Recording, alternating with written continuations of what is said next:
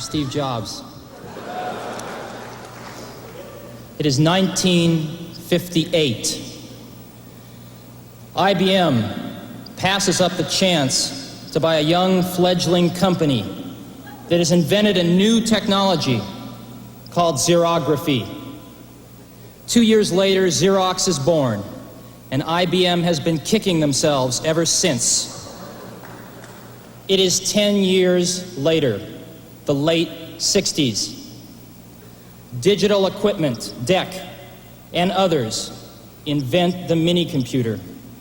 IBM dismisses the mini-computer as too small to do serious computing, and therefore unimportant to their business. DEC grows to become a multi-hundred-million-dollar corporation before IBM finally enters the mini-computer market. It is now 10 years later, the late 70s.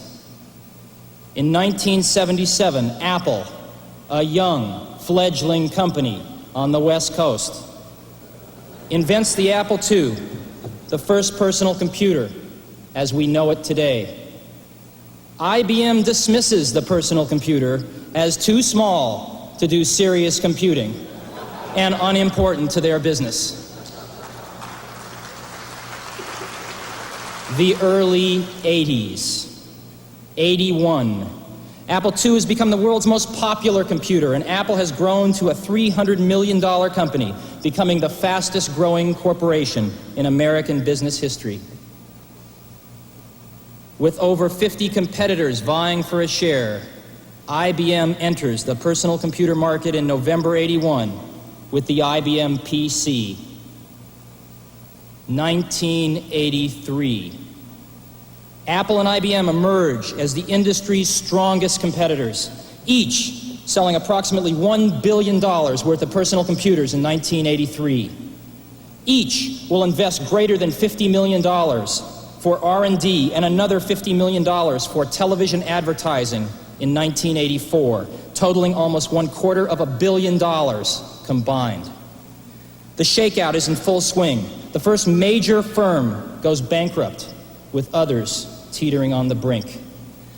Total industry losses for 83 outshadow even the combined profits of Apple and IBM for personal computers. It is now 1984. It appears IBM wants it all. Apple is perceived to be the only hope to offer IBM a run for its money. Dealers, initially welcoming IBM with open arms, now fear an IBM-dominated and controlled future. They are increasingly and desperately turning back to Apple as the only force that can ensure their future freedom.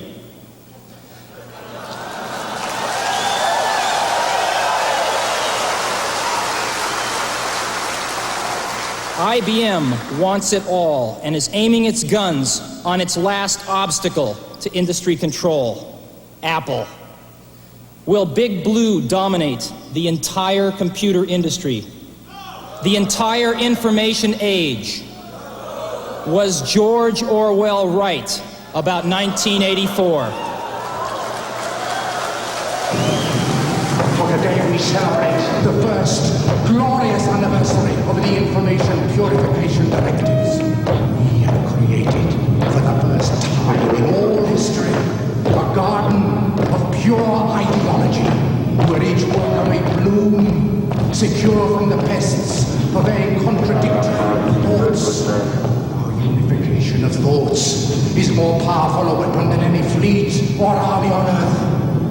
We are one people, with one will, one resolve, one cause. Our enemies shall talk themselves to death, and we will bury them with their own confusion. We shall prevail. On January 24th, Apple Computer will introduce Macintosh. And you'll see why 1984 won't be like 1984.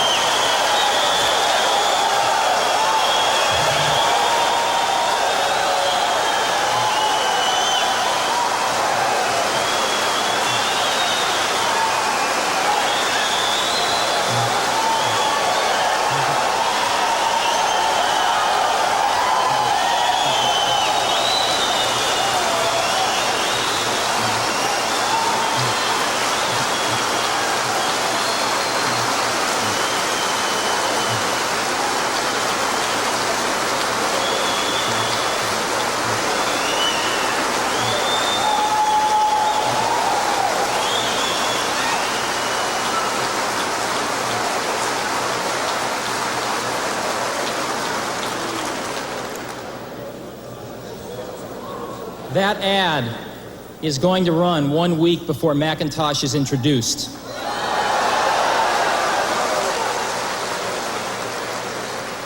And our ad agency that put it together is here today. Chiat Day, Jay Chiat's here. The principal, Lee Clow and Steve Hayden, that wrote the copy and did the creative, are also here.